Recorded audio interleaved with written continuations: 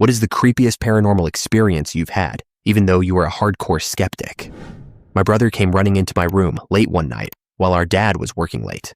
I must have been 18 years old at the time, and my brother was 17. He asked me to go downstairs and turn off all the lights in the house before our dad came home, since our family was broke, and leaving many lights on would have gotten us yelled at. I gave him the, "What the heck, man, go do it yourself," but I could sense something was seriously wrong. He looked terrified, quiet, and kept holding his hand, which was bandaged, while repeatedly asking if he could sleep in my bedroom. None of it made sense, so I reluctantly turned off my stereo and headed downstairs to turn off all the lights. Mistake number 1. When I reached the bottom of the stairs, I was stunned. Every single light was on downstairs. Hallways, living room, kitchen, dining room, and even our unfinished basement. It was ridiculous because it was late and only my brother and I were home. The basement light particularly confused me because none of us kids really went down there. It was one of those basements with dirt for the ground, wood rotting at the edges, and a constant smell of mold and dust that felt decades old. I went around the house turning off lights, saving the basement for last, completely unaware that I was walking straight into the most terrifying moment of my life. Mistake number 2. I slowly descended the old, rotting wooden stairs, each step creaking beneath my weight. As I reached the dirt floor, my eyes fell upon a scene that has forever haunted me. Lit candles were meticulously arranged at the points of a pentagram, etched into the dirt. Beside it sat an open book, and Ouija board, and a hunting knife with what looked like dried blood next to the book. And then, in the corner of the basement, a massive black shadow loomed, impossible to fully comprehend. The air was so still, it pressed against my skin. I could hear my own heartbeat thundering in my chest as I stared at the black mass, paralyzed in fear. Then a soft, chilling voice, faint, feminine, and utterly unnatural, whispered from the shadow, "You need to bury your roots deeper." Paralyzed with dread, I stood frozen for what felt like minutes, but was likely only 3 to 5 seconds. I began inching backward toward the stairs, summoning every ounce of courage I could muster. I don't know why I didn't turn on the light, call for my dad, or flee more logically, but fear had trapped me. Then, at the last step, I finally dared to glance over my shoulder, and there it was, a dark silhouette blocking the doorway, completely black, impossibly solid, and utterly distinct, even against the faint light behind it. My body froze as a soundless whimper escaped me, my lips moving, but no noise coming out. Then, with a force I cannot explain, I was shoved down the stairs and hit my head, blacking out entirely. The next thing I remember was my dad helping me into my bed. From that day forward, I could no longer step into basements or attics when it was dark, or even when something seemed remotely eerie. The real kicker, however, was that my brother denied any involvement, and somehow I got in trouble. The truth eventually became clear. My brother had gone down there first, seen me unconscious, cleaned up his little summoning circle, and finished turning off the lights, all while keeping my dad completely unaware. My dad's version? I had tripped and fallen in the basement, and my brother had heroically found me and called him home from work because I was unconscious. After countless arguments defending myself against the notion that I was lying, I began to question reality. Maybe it had all been a dream, a hallucination triggered by being knocked out in the freaking basement. Over time, I convinced myself I could live with that dark, ominous space in our home. I would sit nearby each time we ate, just meters from the basement entrance in the dining room, feeling the lingering dread, but convincing myself it was over.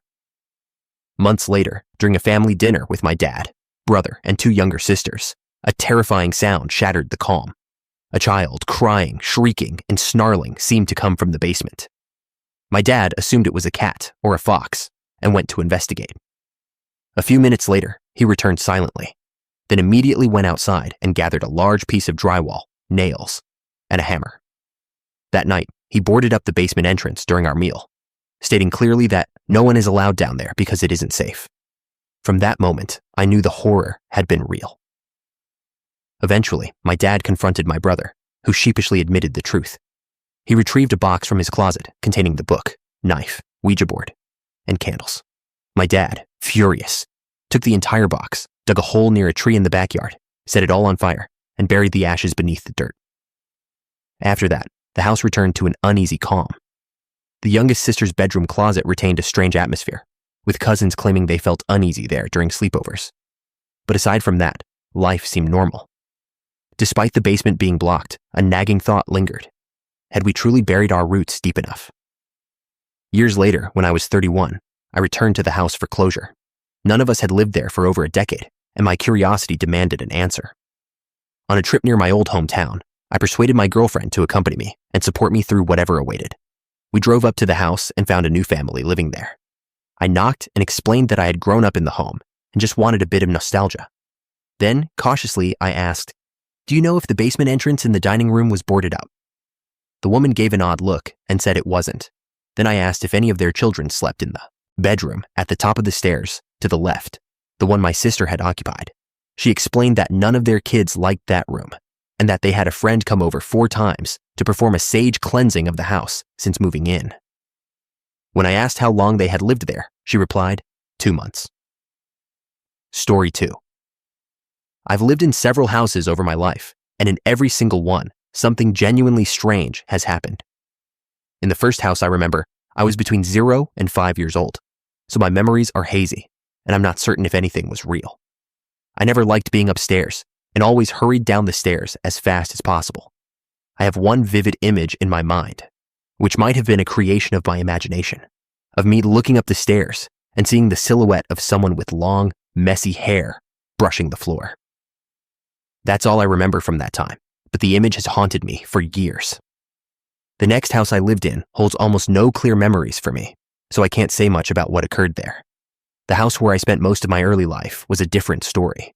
A lot was happening that could sometimes be explained by the house's age and the fact that we had mice for a while, but some of it was undeniably unsettling. I would often hear footsteps, catch movement out of the corner of my eye, and always feel uneasy in one specific room. I never stayed there for long, especially not alone. I also had terrifying dreams during this period, vivid nightmares that, for the most part, vanished when I eventually moved away. In my current house, a lot happened in the beginning, but the activity has slowed somewhat. I remember one night sitting in my room, looking into the dark hallway across from me, when I heard a distinct coughing sound. The cough was masculine and old, almost like my grandpa's. That wouldn't be odd, except that it was just me, my brother, and my mom in the house at the time. My dad wasn't home and hadn't been for a while. I asked my brother if he had heard it, and he said he had. When I asked him who it could have been, he just got freaked out and tried to push it out of his mind. For the first year or so in this house, a nightly event would always spook me. I'd be lying in bed with my cat, and right around midnight, she would suddenly fix her gaze on the closet. She'd slowly move her head as if tracking something moving across the room, sometimes coming to stand next to my bed before rising along the wall and hovering above me. This happened every single night as long as my cat was in bed and the closet door was open. The closet overflowed with old clothes and often wouldn't close completely. Afterward, my cat would bolt out of the room at full speed. Cats sometimes react to things we cannot see, but once, while my cat stared wide-eyed into the hallway, I noticed something reflected in her eyes. For a brief moment, I could make out the same silhouette I had described earlier. Then it vanished, and my cat went back to her normal behavior, probably grooming herself or wandering elsewhere. 2 rooms in the house give me a persistent sense of being watched when my back is turned. On 2 separate occasions, while holding my cat with my back to one of these rooms, she widened her eyes in terror at something behind me before dashing out of the room. Shadows move across the floor frequently in that space when the lights are off, and whenever I enter, I'm overcome by an eerie feeling that someone or something is observing me. One incident particularly unnerved me. I was lying down in the room next to one of the shadowed rooms. The ceiling fan was off, and nothing appeared to be moving. Suddenly, I felt pressure against my lower back, and my shirt lifted slightly, as if a hand had brushed against me. I bolted from the room immediately. Here's one that's probably not paranormal, but it still scared me. Around 2 o'clock in the morning, I was trying to fall asleep. I opened my eyes and glimpsed a vague figure in my closet, smiling at me and moving rapidly forward. It vanished almost instantly, but the image stuck with me and spooked me deeply. There were also strange occurrences surrounding my grandma's death, but I prefer not to go into those. These experiences have followed me everywhere and have occurred throughout my entire life. Maybe I hallucinate, and maybe my cat just reacts unpredictably, but sometimes I get overwhelming, sudden urges to run. I'll be standing quietly, and my brain will scream, "Oh heck, you need to get out of here now, or you could be in danger." I sprint to a safe space, usually where someone else is. This happens primarily when I am alone, As I dash out of a room, I feel the unmistakable sensation of being pursued, though I rarely see anything directly. It's strange to describe, but I feel compelled to share it. I usually keep these stories to myself, fearing others will think I'm weird, but the sensations and experiences are all too real to ignore. Story 3. I am not religious, nor am I particularly superstitious. Yet the experiences I had growing up in my home were unsettling enough to leave a lasting impression. I grew up in a 4-bedroom, 3-bath, 1-story house. When we were young, I shared a room with my brother, my sister, and cousin shared another room, and my oldest brother had his own space.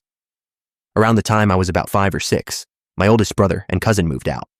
My sister took the oldest brother's room, leaving her previous room empty. Since it already had a girly touch, that became my new bedroom. It was down the hall from my former room, which remained with my other brother. From the first night in that room, I would often feel and hear the sensation of breathing at the back of my neck and around my ears. I was paralyzed with fear each time. My oldest brother, 13 years my senior, reassured me calmly after one episode, explaining it was just the AC unit by my window. I wanted to believe him, so whenever that sensation returned, I would close my eyes tightly and convince myself it was only the AC, although the unease never fully left me. By the time I was 12, the room continued to unsettle me. One evening, while sitting in the dining room and observing my brother's closed door down the hall, I noticed the light on and could hear him fixing his skateboard inside. My room, dark and empty, was just beyond his door. It was around 8 p.m. and my parents were out walking the dog.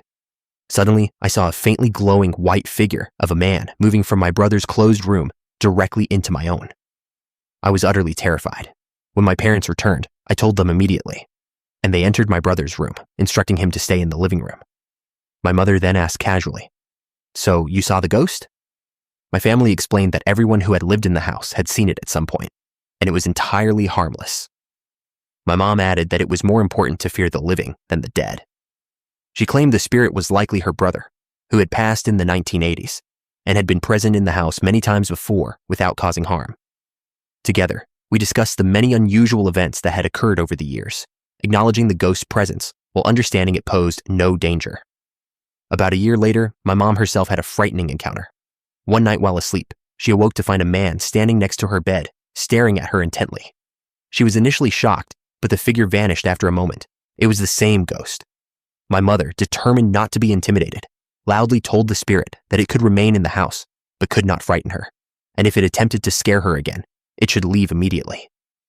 She stood her ground with courage that left a lasting impression on me. A few weeks after this incident, I had another encounter myself, spotting the ghost in the backyard. It was a brief glimpse, yet it reminded me that the presence in the house was persistent and undeniably real. Going back further, when I was 7, my sister, who was 19 and pregnant, stayed with us for a period. Her partner was away, leaving her alone and stressed. One particularly challenging night, while asleep in a bedroom with a window overlooking the street, she was awoken by an unusually bright light. There, at the foot of her bed, stood a whitish, glowing man, appearing Hispanic. He softly spoke in Spanish. "Don't worry, I'm a friend of your mom's. Everything will be okay." According to my sister, it resembled an ex-boyfriend who had passed away many years prior. I remain cautious with this story, as she is religious, and the event may have been influenced by stress or dreams. There were smaller but still notable experiences as well. My best friend of 12 years, who played instruments with me in high school, once came over for practice. She placed her viola on my full-sized bed while I was in the bathroom. Through the mirror, she could see the bed behind her. Suddenly, we heard a loud crash. I ran into the room and found her stunned. What the heck? She insisted that the viola had been pulled by an unseen force before falling to the floor. Thankfully, it was undamaged. I moved out of my mother's house a few years ago, but occasional odd occurrences followed me over time. Each experience left a strange mixture of fear and fascination, reminding me that some things in life defy explanation, lingering long after logic has left the room. Story 4. My first trip to Japan changed my life in a way I never expected, and whatever followed me home turned my quiet house into a place of constant tension. It all began during our stay at a hotel near the forest at the base of Mount Fuji. I was gazing out the window when I caught a hand moving in the corner of my eye. The moment I turned, nothing was there. I brushed it off as my imagination and continued the trip without another unusual moment. But when I returned home, things shifted immediately. On my first day back, I took the fattest frigging nap the kind where you lose track of everything. As I drifted awake, half dreaming, it felt like the room around me was swirling in chaos. Yet one thing remained clear: a pair of feet in light yellow capris beside my bed. What the heck? I slowly looked upward and saw a woman with long black hair covering her face. I startled myself awake, and everything vanished in an instant. I hoped it was just a messed up dream. A few days later, my mom called my name from upstairs. When I answered, she came down looking confused, saying she saw me walk past her room barefoot, wearing light yellow capris. That information froze me in place. I had never told her what I saw by my bed. The fear sank in quickly. A few weeks later, my dad claimed he saw the same barefoot woman in light yellow capris. He had been making fun of us up until that moment. From that point forward, something strange happened almost every freaking single day. My dog and my friends saw shadowy figures. The TVs turned on and off by themselves, with the volume shooting to maximum, and my bed would shake violently whenever I tried to sleep on it. I eventually took the bed frame apart and slept on a mattress on the floor to avoid the shaking. One afternoon, I knocked on my sister's door, needing something. She was ignoring me because I clearly heard phone buttons being pressed and a woman's voice behind the door. Frustrated, I knocked even harder. When she didn't answer, I called her. She picked up, and she wasn't even home. My entire body went cold as I ran downstairs and waited until someone else came back. One of the scariest things that ever happened to me was when I was down in my basement looking for some random crap, minding my own business. I finally found what I needed and started walking upstairs when I thought I heard heavy boots behind me. I muttered that it was weird, probably just my mind playing tricks. So I stopped at the next landing to listen. Then the boots suddenly started running after me, and I frigging flew up those stairs, slamming the door and shouting, "Holy frigging crap!" As panic hit me so hard, I almost cried. My dad was sitting in the kitchen laughing, teasing me, insisting that I was just hearing things, even while my heart still felt like it was shaking. So I didn't go into the basement for 3 months after that moment. Eventually, I gathered the courage to go back down. I grabbed whatever crap I needed and headed back up the stairs. And guess what? I heard the boots again. I took off running, and my friggin' dad closed the door in my face and turned off the lights. It felt like some sixth sense, locked in the dark kind of stuff, the kind that sinks straight into your spine. I started wailing on the door, crying and screaming to be let out as I heard the footsteps getting closer and closer, grateful at least that the a-hole didn't actually run after me this time. When my dad finally opened the door, I wanted to punch him for how terrified I was. And after that, I never went into the basement alone again. There was a lot of crap that happened in that house, and I barely slept until we finally moved out. It was its own kind of quiet torment. I never believed in things like that. Definitely not a full-on haunted freaking house. But living there taught me we truly have no idea what exists beyond us. The last time I saw the lady with the yellow capris was the week before we moved. I saw her casually walk through the wall of my mom's office as I was coming down the stairs. I always thought she was a gentle ghost because she made the air feel oddly calm whenever she appeared. Whereas the basement dude could go bother my special area for all I cared. I even invited her, in Japanese, to come visit my next house and chill peacefully. She never did. And I never had anything remotely similar happen anywhere else I've lived. Story 5. Once, my partner at the time and I were driving out of town in the dark, down a long country road. I saw the figure of a woman standing by the roadside in what looked like a white nightdress, faint and almost see-through, her outline glowing in a ghostly way as we passed. It startled me so hard, I gasped, and I finally said, "Did you just see?" And he cut me off with, "That lady in the white dress." We had both seen the same thing. A skeptic might insist she was a real person, but she was semi-see-through, and the whole moment felt unreal. We didn't go back to check, and we didn't see her again on the drive home. Another time, I was working on one of my cleaning jobs. Although I mostly do private homes, I also clean 2 business workplaces once a week in the evening. One is an old building, a large carpet store with a wide upstairs mezzanine overlooking the shop. I've been cleaning there for years, and every single time I go upstairs, I feel not alone, not threatening, just quietly unsettling, like air that shifts when it shouldn't. I had never told anyone this. Then one night, a friend came to help me. She vacuumed upstairs, and when she came down, her face was pale. She said, "I wasn't going to say anything in case you thought I was nuts, but while I was up there, I heard /feel footsteps behind me. I turned around and started talking to you, but you weren't there. I looked down into the shop, and you were way at the front." I felt goosebumps rise instantly. and I admitted that I felt the same thing every time I cleaned that mezzanine. She was relieved she wasn't imagining it, and deeply creeped out. Later, another lady who helps me said she gets the same silent, "I'm not alone," feeling up there too. The last story that comes to mind is not mine, but my grandmother's. She was asleep one night and suddenly woke to what she swears was my mother, standing at the end of her bed, calling, "Mum, Mum!" She walked to Granddad's room, where they sleep in separate rooms, and told him what she saw. He said, "Well, why don't you ring her and see if she's all right?" Grandma almost did, but it was around 2 a.m., and she didn't want to disturb my mum over something she thought might have been a dream. A few days later, the truth came out. My mum had been awake all that night, crying and overwhelmed with marriage troubles, feeling completely alone. Both Mum and Grandma were convinced it was Grandma's mother, who had passed, trying to connect them. Grandma swore she would never ignore a message like that again. That same connection appeared again, many years later. My grandmother had a fall and broke her neck. She was distressed, lying in the hospital, braced so she couldn't move, afraid she might drown or stop breathing if she fell asleep. My mother was stuck in another country because of COVID, unable to reach her. When Grandma finally drifted to sleep, she dreamed she was home again, and the phone rang. She answered it, and a voice she hadn't heard in over 30 years whispered, "Cynthia is praying for you," before the line went dead. When she woke, she knew instantly whose voice it had been. It was her mother's. Cynthia is her daughter, my mother.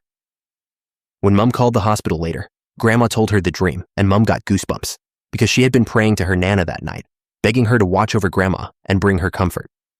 My mum had a close bond with her Nana and misses her every single day. Grandma misses her mum just as deeply. Whatever ties the three of them share, even the skeptics in our family can't explain it away. Story 6. When I was 6, I was at my friend's house one night while her parents and mine talked about creepy things happening in their home. At the time, I was terrified of ghosts, and they didn't realize I was listening, so they kept talking. I started crying because I was so scared, and once they noticed I was listening, they stopped. Then I looked toward the kitchen, and the cabinet opened just a little more, even though nobody was in there and all of us were in the living room. I looked at my friend with a "what was that" expression, and she asked if I saw it. I said yes, and we explained it to our parents. Another time, I was somewhere with my friends, I forget where, and there were about 15 to 20 of us. We were playing Charlie Charlie, where you make a spinner with yes or no, place a pencil in the center, and ask a question so the pencil tip moves to an answer. My friend and I stood at the very back, just the two of us. The kids up front asked, "Are you here?" And it spun to yes. We screamed because we were 7 and 8, and both of us in the back felt the lightest tap on our right shoulders, both on the right. We turned almost instantly, but no one was there. We looked in less than a second, so no one could have tapped us and run. I still don't know what happened. Maybe it was a ghost. Maybe we were just scared. But even if we imagined it, it's strange that we imagined it the same way and reacted the same way at the same time. In the house I live in now, I sometimes have this strange thing happen in the basement where my thoughts suddenly shift into a voice saying, "Why is she scared? I'm not going to hurt her," or something similar. My friend, the same one from the cabinet incident, said she has something similar happen, but in a different room of her house. One last story, I promise. When I was about 10, I was in Maine. My dad, mom, brother, and I were at the campground pool. My dad and I left a little earlier than my mom and brother. When they came back to the trailer, my mom told me to go outside because a girl my age had followed them. I'll skip to when things got creepy. She was thirsty and kept asking to go inside our camper to get something to drink, but my parents didn't want her in there, so they just brought out some water and lemonade for her instead.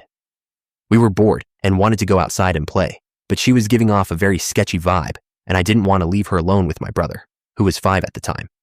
Yet she kept insisting, wanting to be alone with him. She even started asking to play house with him, and I firmly said no, but she continued demanding that we do it. I kept saying no repeatedly, trying to stay calm, but my brother also wanted to play, so she suggested going to her camper instead. Of course, I said no immediately, but she grabbed my brother's arm, trying to pull him away again. I didn't let her, and my heart was pounding. She then said that because she was 11 and I was 10, she was in charge of me and my brother, which was incredibly creepy, especially because we didn't even know her at all. Eventually, after a tense standoff, I managed to convince her to leave my brother alone and go away.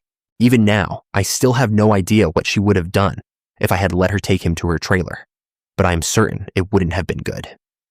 The memory of her insistent stare and the way she tried to assert control still sends shivers down my spine. Story 7. I've had 4 distinct experiences growing up, though sadly, nothing unusual has happened in my adult life. These are in no particular order, but each left a lasting impression. 1. It was Christmas Eve, and I was around 10 or 11 years old. I have 4 siblings, but I, one of my older sisters, and my youngest sister were close in age, separated by roughly 4 years. We grew up sharing bedrooms and often shared a bed on special nights like Christmas Eve, staying awake far later than we should, feeding off each other's excitement. In the early hours, both of my sisters had finally fallen asleep, and I lay closest to the wall, buzzing with adrenaline. I turned to get comfortable and hoped to drift off when I noticed a white hand, as clear as I see my phone right now, sliding up from the narrow gap between the bed and the wall. It elegantly curled its index finger in a slow, "come here" motion. I froze, staring for what felt like 30 seconds, until it slowly disappeared back beneath the gap. I never saw it again. We were the only 3 in the room, and I didn't even look under the bed. The moment still sends chills down my spine. 2. Around 12 or 13, I developed a habit of copying text from encyclopedias for fun.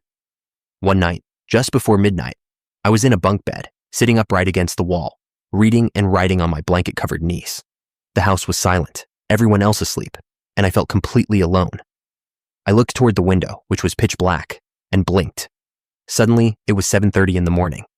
I was still clutching my pencil, but the entire night had vanished without a trace. I wasn't frightened, only bewildered. My parents dismissed it when I mentioned it, but I knew something unusual had occurred. I felt drained all day, as if I hadn't slept a single second. 3. This one happened when I was about 8. I woke to a sharp, unexplained pain in my leg. The bed sheets were over my head, and when I pulled them down, I saw a medieval knight sitting at the end of my bed, directly on top of my leg. I immediately covered myself with the blanket, screaming and crying. My ma'am rushed in, and the knight had vanished. The leg pain persisted, so we visited a walk-in doctor. They found nothing serious and chalked it up to growing pains. But the memory of that night is still vivid, more frightening than any childhood nightmare I've ever had. 4. This occurred around the same age as the previous story. I had a deep fear of fire alarms and smoke detectors. Being near one would make me anxious, causing me to cover my ears and dash past it every time. In that house, the staircase was located in the living room. At T, the bottom was a doorway to the left with a smoke alarm above it, and just past that doorway was the kitchen. One day, as I rushed downstairs, I followed my usual routine, sprinting past the smoke alarm, covering my ears. But as I reached the kitchen door and opened it, I froze. Across the room stood a man in a black cape, a creepy, low-quality Batman look-alike, staring directly at me. He swung his cape, and I slammed the door shut, sprinting back upstairs as fast as I could. I never told my parents exactly what I saw, too shaken to articulate it properly. These 4 experiences have remained the most intense and inexplicable moments of my childhood. They shaped my understanding of the unusual and made me realize that sometimes the world holds things we simply cannot explain. Story 8. Back in 2014, I was walking back to my apartment after a smoke session at my friend's apartment. The walk is about 40 minutes, but the fresh air and brisk pace are always welcome. Since it's quite a distance, and I was usually extremely high during this walk, I had plenty of time to let my thoughts wander. On this particular evening, I felt slightly sacrilegious, at least in thought. I pondered God, religion, heaven, and hell. Suddenly, a striking question rushed through my mind. Does Satan exist? In a playful, almost daring thought experiment, I decided to test the idea. I gave the Dark Lord the benefit of the doubt and thought aloud, if Satan truly exists, then they would appear to me right now and demonstrate their presence in some way. Almost immediately after entertaining this idea, a murder of crows exploded from a bush I was passing, just ahead of me, filling the night sky with a chaotic symphony of caws. I paused to gather myself after the initial fright, feeling my heart race, and stumbled onward. Surely it was a brilliant coincidence, a playful joke from the universe. Yet, for the rest of the walk back, I couldn't shake the memory of the crows and the way they had startled me. What exactly had just happened? When I reached my apartment, I followed my usual routine. I peeked into my bedroom to ensure everything was safe and that no intruders had entered my flat. Usually, as I peek into my bedroom and flick the light switch on, I rear back mid-stride while briefly scanning the room. This time, however, I caught a fleeting glimpse of a pale countenance, its gaze fixated upon me as I peeked through the doorway. Hovering unnaturally in the doorway, I paused, trying to process what I had just witnessed. Surely I did not just see a pale face floating near my bed. Surely that was just some optical illusion caused by the lights or my mirrors. It wouldn't hurt to double-check, right? As I carefully peered back into the room, aiming directly at the spot where I thought I had seen this supposed specter, I was met with the intense gaze of a countenance I thought I had imagined. My entire body froze, petrified with immediate terror. After a few seconds, the pale countenance slowly opened its mouth, far beyond the limits of a normal jaw, letting out a low, crescendoing moan. I bolted out of my room and into my kitchen, now effectively cornered and at the mercy of whatever I had just witnessed. I grabbed a knife from the drawer and hunkered down, trying to process the unimaginable scene I had just experienced. Eventually, I mustered the courage to stand and face whatever it was, charging back into my room only to find it empty. I ripped open every closet, yanked out every drawer, and tipped over every piece of furniture in a desperate attempt to flush the specter out, all while haunted by my audacious challenge to Satan earlier that evening. Of course, there was nothing. My friends likely would not have believed me if I had told them about my ordeal with what felt like the literal embodiment of evil. But that did not matter. What mattered was that this extraordinary and terrifying memory had etched itself firmly into my mind, and it was here to stay. I have since dismissed the pale countenance experience as a grass-induced psychotic episode. The flock of crows that erupted from the bush earlier was almost 100% coincidence, but combined with the drugs, it may have triggered the hallucination. This is one of two similar experiences I have had, both at the peak of my drug use. I do not believe it was schizophrenia or any other psychological disorder. I remain skeptical of the paranormal, yet this experience unquestionably ranks among the most vivid, unnerving, and unforgettable of my life. A college atheist and habitual pot smoker pushes his curiosity too far, challenges the existence of Satan, and ends up confronting a terrifying apparition, leaving him shaken, panicked, and permanently haunted by the experience. Story 9.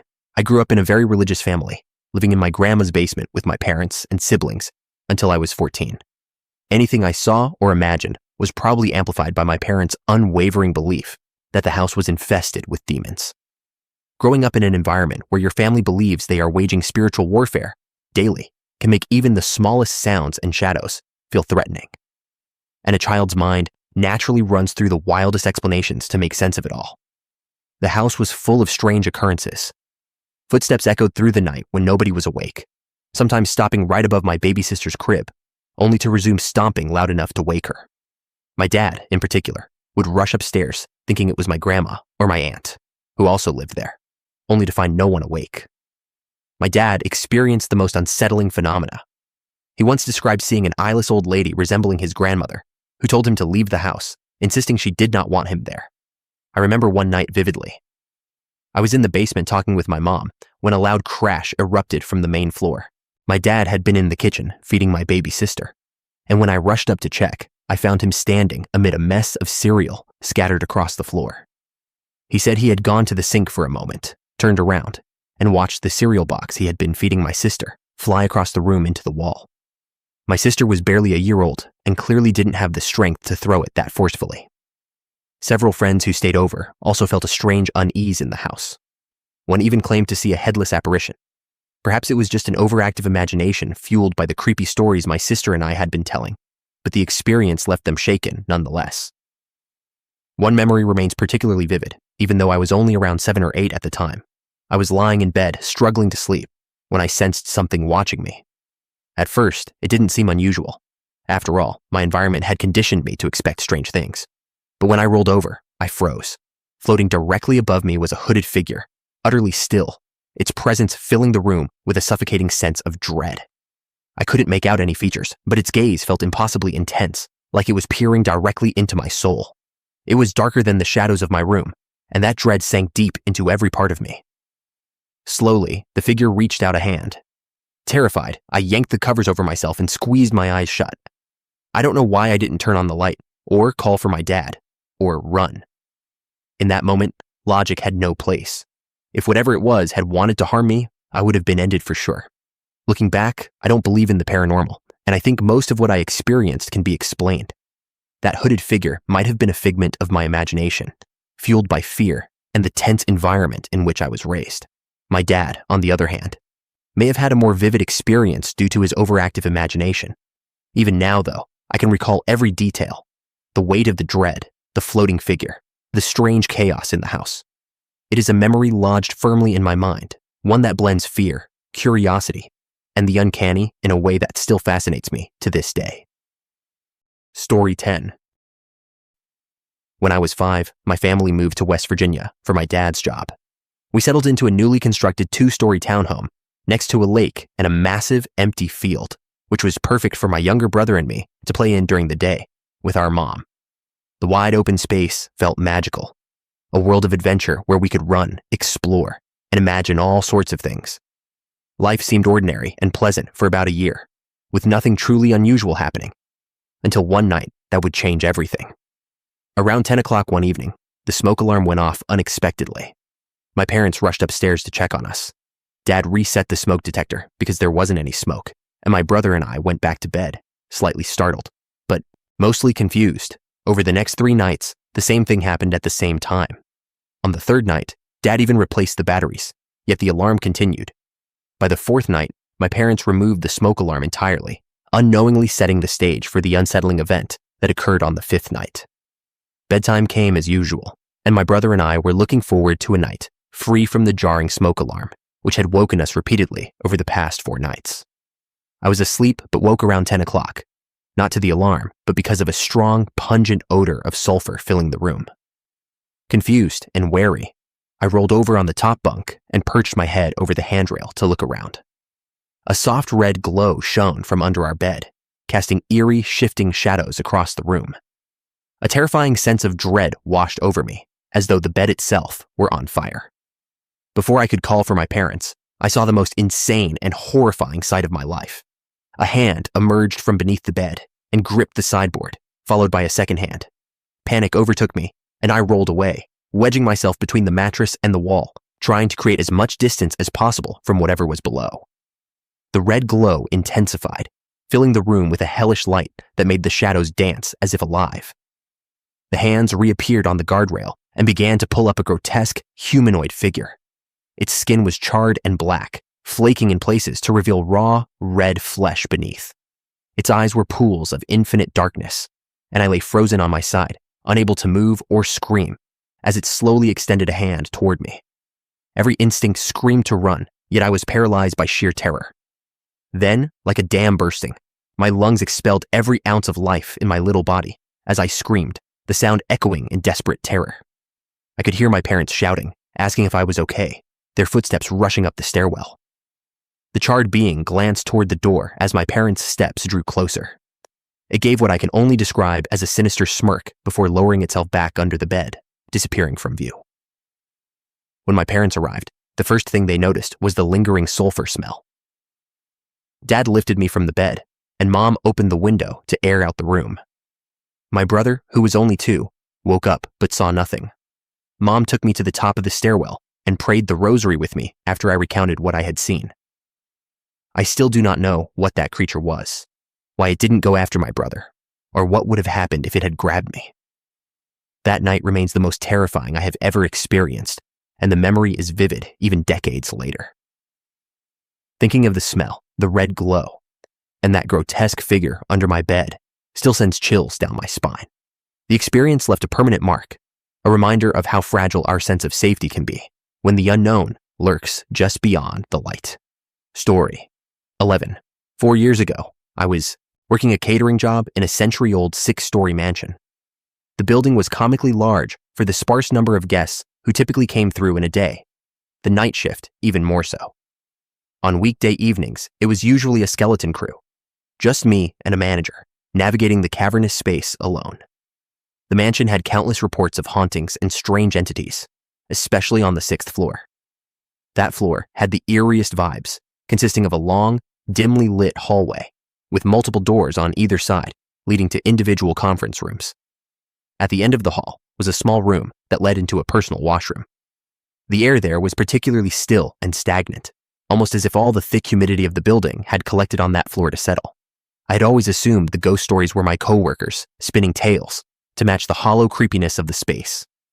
Their feelings weren't totally unfounded. It was an old building with antiquated interior design, often compared to the hotel from The Shining. I tried to dismiss the stories. I had no other choice but to be in that space alone when working nights, unless I wanted to grab my manager for company, which would have made closing up take that much longer. For the 2 years I had been there, nothing paranormal had personally occurred to me until that night. It was a warm summer evening. My shift had been uneventful, just a few meetings, the last of which had cleared out of one of the 6th floor conference rooms. I went up to clean after them, once again completely alone. They hadn't left much behind, just some glassware, which I loaded onto an ornate, tarnished silver serving tray to take downstairs. As I stepped into the hallway, a wicked chill shot through my nerves, and the temperature plummeted sharply. An overwhelming sensation washed over me, a feeling that I was not alone, that I was being watched. I looked down the hall, toward the small room with the bathroom about 40 feet away. There, I saw a 7-foot-tall, broad, lurking humanoid figure. It was uncanny how clearly I could see it, somehow distinct and obscure simultaneously. It looked like dark smoke caught in a glass mannequin. I froze, locked in its gaze, bewildered and stunned, what felt like a full minute, but realistically closer to 3 seconds. Then, suddenly, an unexpected gust of wind blew past me. When it reached the figure, it whooshed into the bathroom and slammed the door. I stood there, glassware clattering on the metal tray, my numb hands gripping the handle so tightly that the texture etched itself into my skin. I dropped the tray, shaking uncontrollably, and fled in the opposite direction, sliding down the stairs without ever looking back. I don't even remember if I broke any of the glassware. All I could focus on was the internal, primal scream urging me to get the heck out. A little over a year later, I was talking to a coworker about paranormal sightings. She began describing a torrides, near-identical experience she had had on the 6th floor. So precise were her details that I could finish her description for her. Her eyes widened with surprise as I spoke the words she had been struggling to find. Maybe it would have been better if I had never told her. She switched to day shifts for a month after that conversation, and eventually quit altogether. The 6th floor remained as terrifying as ever, and I learned quickly that some spaces are better left alone. Story 12. I have had a few unsettling experiences over the years. Even as a teen, I would sometimes feel a sudden poke on my side or stomach while lying in bed, drifting off to sleep. There was never anyone else in the room, yet the touch was precise, deliberate, and impossible to ignore, leaving a strange shiver running through me each time. Once, while visiting a friend late in the evening, we were startled by a loud crash from the hallway. We had been watching Blade Runner in the living room, alone in the quiet house, and the sudden noise made us jump. The hallway featured a mirror wall constructed from individual square mirrors, each held in place by small plastic corner pieces, 4 corners to a piece. One of the mirrors, from the center of the wall, now lay flat in the middle of the hallway floor, 5 or 6 feet from the wall, mirror side up. There was no reasonable way it could have fallen that far. The mirror was intact, and there had been only a single crash, no tumbling or scraping sounds to indicate movement. The strangest part was that I could not lift it. We both attempted to pick it up, but it would not budge. Confused and unnerved, we returned to our movie, leaving it where it was. Only after the film ended did the mirror suddenly lift easily as though nothing had blocked it before. Returning it to its proper place was equally unnerving. We had to loosen the plastic supports slightly to make it fit, yet there was no plausible way it could have simply fallen without those supports failing or loosening themselves. Later, when I attended trade school in a small town, I rented an old house with a few friends to create a kind of communal living arrangement. That house had its own eerie energy. It had been divided into 2 apartments with a drywall partition. On my first walkthrough, I was inside alone, looking around, while the others were outside.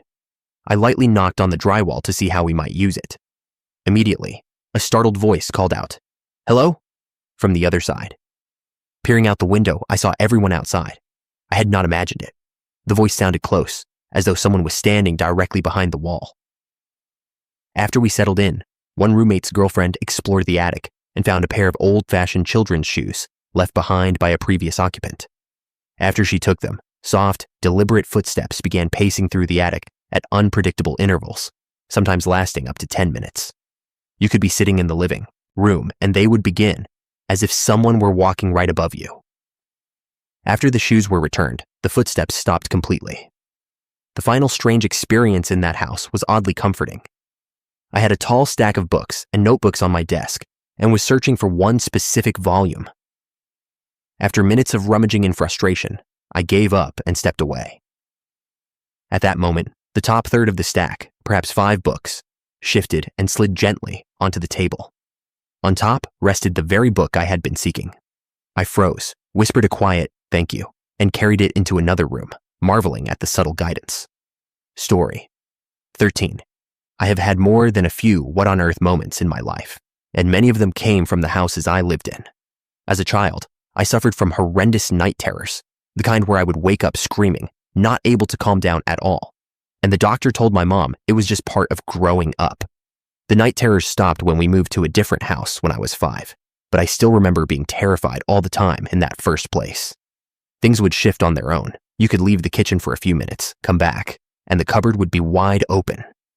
The TV would turn on in the middle of the night at full volume, and heavy footsteps would pound up the stairs when everyone was asleep.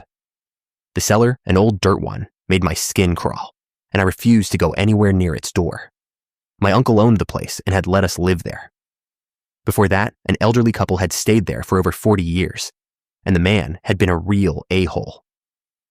My dad and uncles used to pull pranks on him, and much later, I learned he had ended his days there in the yard. I honestly think he never left. My uncle eventually sold the house to my cousin, and she insists nothing strange happened, though her daughter developed night terrors the moment they moved in. The next house we lived in was a very old farmhouse, more than 100 years old in its original design. There were strange things there too, but they never felt harsh. I often woke up in the night to see a young man sitting in the chair beside my bed or standing in my doorway, dressed like an old-time Western banker, with slacks, a white long-sleeve undershirt, and a fitted vest. I was afraid, but not the heart-pounding kind. I never told anyone until years later, when my sister described seeing the same thing. When my parents started renovating, especially after tearing up the shag carpeting and revealing the old wood floors, I would sometimes hear what sounded like a ball bouncing across the boards. My sister swears she also saw a little girl and an elderly lady in quiet glimpses. The house always had that feeling, like someone else was there with you. Even our dogs would sit at the bottom of the stairs, staring upward, growling at what seemed like empty air. When I was 22, I was staying with my parents for a while, and my sister was home visiting. Week before, I had woken at 2:13 in the morning, unable to move, with a heavy weight pressing on my chest and the smell of smoke filling the air. I knew about sleep paralysis and assumed that must have been it, though it shook me badly. Then, 1 week later, my sister was downstairs reading late, and I woke again at 2:13 to my dad screaming that the house was on fire. My sister had smelled the smoke first. By the time I made it downstairs, the entire connected garage was burning. There were only 2 smoke alarms in the house, and none worked that night. If she had not been awake, it could have been far worse. To this day, it chills me to think about that sleep paralysis moment, or whatever it truly was. The house was a complete loss, burning all the way to the ground. Story 14. Urban exploring has been a passion of mine since 2003, and over the years, I've wandered through hundreds of abandoned buildings that seemed like they should have been brimming with paranormal activity. Yet, despite all the creepy vibes and eerie settings, nothing ever convinced me 100%, until 2 experiences that have remained stubbornly unexplained. The first wasn't terrifying, but it left a lingering sense of unease that I still can't shake. The first incident happened in a derelict hospital. 3 of us had been inside for about an hour when we reached a ward that looked perfect for photographs. The room had the classic UK hospital setup, curtains separating beds, ending with a single window glowing faintly with the outside lights. We positioned ourselves in a straight line, clearly able to see one another, and there was no one else around. Because the room was so dark, we were shooting on long exposures, around 10 to 15 seconds each. For several quiet seconds, we just stood waiting for the cameras to finish, talking in whispers and laughing nervously at the gloom around us. Then, without warning, a curtain hook came flying from behind us, clattering to the floor and sliding to a stop. All 3 of us froze, staring at each other, silently asking, "What the heck just happened?" Once our cameras clicked off, we cautiously moved on, but none of us could explain why the hook had moved, and to this day, the memory still makes the hairs on my neck stand on end. The second experience is the one that genuinely creeped me out. There were two of us exploring an old asylum built in the late 1800s and closed in 1996. It was local, so we knew the grounds really well. The property had security, and one of the guards was known to have his dog with him, roaming freely at times. The dog was sometimes left to roam freely inside the fenced area, moving between the buildings. I had never seen it myself, but other explorers said you could usually hear it before you ever saw it, the chain around its neck giving away its presence. The dog rarely did much if it found you. It would bark, the security guard would show up, and you'd be quietly escorted off the property. We had figured out that the safest way to navigate the grounds was through the service tunnels connecting the buildings, allowing us to avoid the dog entirely. Occasionally, we had to climb over or under pipes, but we could mostly walk through them, and security seldom entered these tunnels. As we moved through one narrow passage, we suddenly heard a chain rattle further behind us. We froze completely. The noise stopped. When we continued forward, it moved again, until it didn't stop and kept coming steadily closer. At first, we assumed it was the dog, thinking the guard must have put it into the tunnels.